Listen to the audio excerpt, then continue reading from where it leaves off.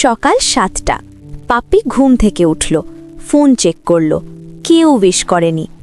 আজ আমার জন্মদিন, কেউ মনে রাখেনি।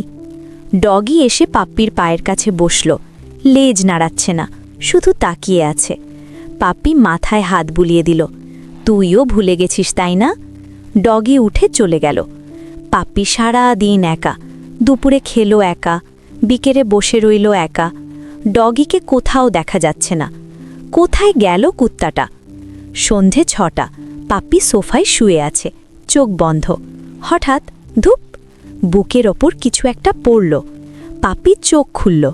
ডগির মুখে একটা জিনিস, গোলাকার, একটু ময়লা, একটু কামড়ানো। পাপ্পির সবচেয়ে প্রিয় পুরনো টেনিস বল, যেটা 6 মাস আগে হারিয়ে গিয়েছিল। ডগি বলটা পাপ্পির হাতে দিল, তারপর লেজ নাড়ালো, তারপর পাপ্পির মুখ চাটল।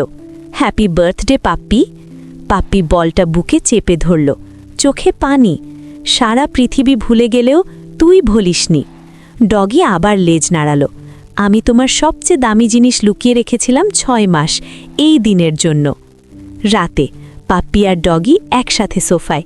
কেক নেই, বেলুন নেই, পার্টি নেই, শুধু একটা পুরনো টেনিস বল আর পৃথিবীর সেরা বন্ধু।